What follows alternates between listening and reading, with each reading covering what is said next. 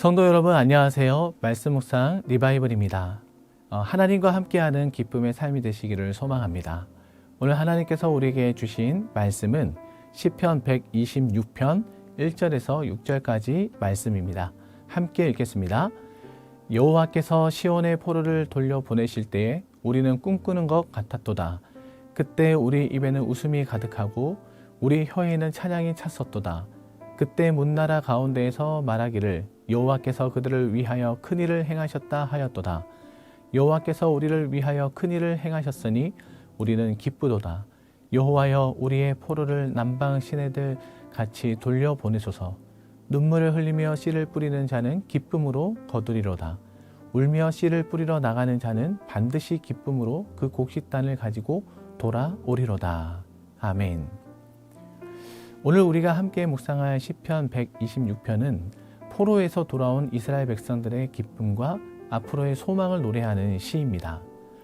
이 시를 누가 기록했는지는 알려져 있지는 않지만 바벨론 포로에서 돌아오던 당시의 벅찬 감격과 기쁨을 회상하고 이스라엘 공동체의 완전한 회복을 강구하고 있다는 점에서 에스라나 느헤미야와 같은 포로 귀환 지도자에 의해서 지어졌을 가능성이 높습니다. 오늘 본문 1절 말씀을 보면 여호와께서 시온의 포로를 돌려보내실 때 우리는 꿈꾸는 것 같았도다 라고 말씀합니다. 바벨론에서 포로로 생활하던 유다 백성들이 고국으로 돌아오게 된 것이 얼마나 놀라운 일이었으면 우리는 꿈꾸는 것 같았도다 라고 표현합니다. 이 표현은 바벨론 포로기에서 돌아온 이스라엘 백성들의 감격을 묘사하죠. 그들의 겪은 70년의 포로 생활, 그 긴 시간 동안 그들은 돌아가는 날을 꿈꿨습니다. 그리고 마침내 하나님께서 회복시키셨을 때 그들의 현실은 꿈과 같았습니다. 우리의 삶도 마찬가지입니다. 기도하며 기다린 끝에 응답을 받을 때 우리는 이스라엘처럼 꿈꾸는 자처럼 느끼게 됩니다. 중요한 것은 하나님의 회복은 현실이며 그분은 지금도 우리 인생을 회복시키시는 하나님이시다라는 것입니다. 또한 이 회복은 단지 이스라엘만의 기쁨이 아니었습니다. 이방 나라들도 하나님의 역사를 인정하게 되었습니다. 본문 2, 3절 말씀에서 보고 계시듯이 하나님께서 행하신 크신 일은 그분의 백성만이 아니라 세상 모두에게 드러나는 증거가 됩니다. 2절 하반절에서 그들을 위하여 큰 일을 행하셨다라고 고백합니다.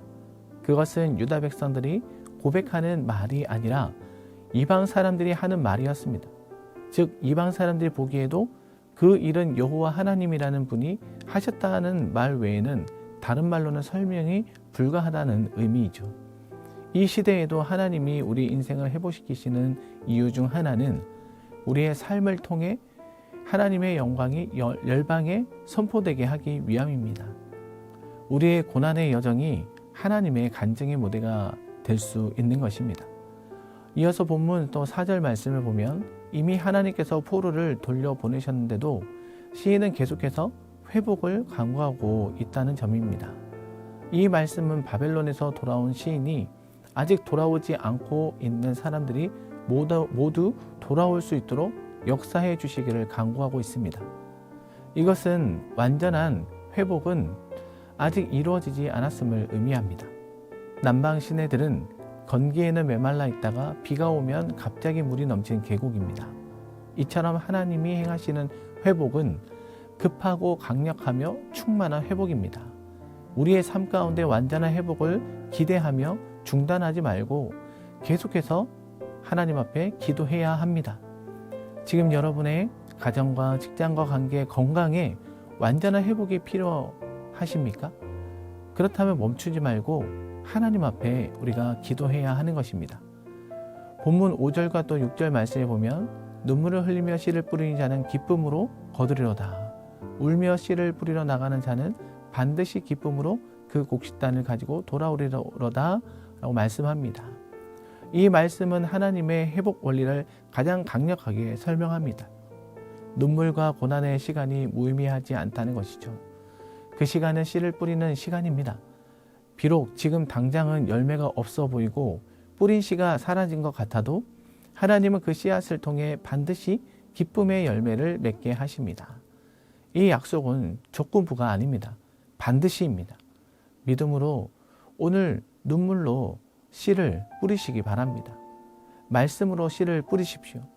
사랑으로 또한 씨를 뿌리십시오. 기도로 씨를 뿌리시길 바랍니다. 하나님은 그 씨앗을 잊지 않으십니다. 이제 말씀을 맺겠습니다. 사랑하는 성도 여러분, 지금 여러분은 어떤 눈물의 시간을 지나고 있습니까?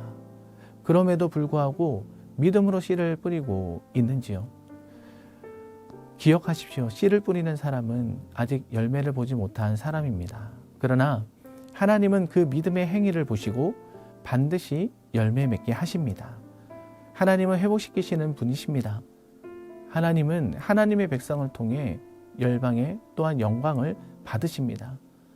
회복은 진행 중이며 우리는 기도로 계속 나아가야 합니다. 눈물의 씨앗은 기쁨의 열매가 됩니다. 지금 눈물로 씨를 뿌리는 저와 여러분에게 하나님은 반드시 또 기쁨으로 단을 가지고 돌아오게 하실 것입니다. 이와 같은 축복이 우리 모든 엘사랑교회 성도님들에게 임하시기를 간절히 소망합니다. 기도하겠습니다. 사랑의 하나님, 오늘도 말씀을 통해 우리에게 회복의 소망을 주시니 감사합니다. 과거에 우리의 삶 가운데 놀라운 일을 행하셨던 주님, 그 은혜를 기억하며 찬양과 감사를 드립니다. 때로는 우리의 삶이 무너지고 소망이 보이지 않을 때도 있었지만 주께서 우리를 붙드시고 다시 일으켜 세워 주셨습니다. 주님, 우리가 눈물로 씨를 뿌릴 때 그 모든 순간을 기억하여 주시고 반드시 기쁨으로 단을 거두게 하신다는 말씀을 붙들며 나아가게 하여 주옵소서. 지금도 고단의 길을 걷는 성도님들이 있다면 그들의 마음에 소망을 심어주시고 또 하나님의 때에 은혜의 열매를 보게 하여 주옵소서. 감사드리옵고 예수 그리스도의 이름으로 기도하옵나이다. 아멘. 이 시간 다 같이 합심하여 기도하겠습니다.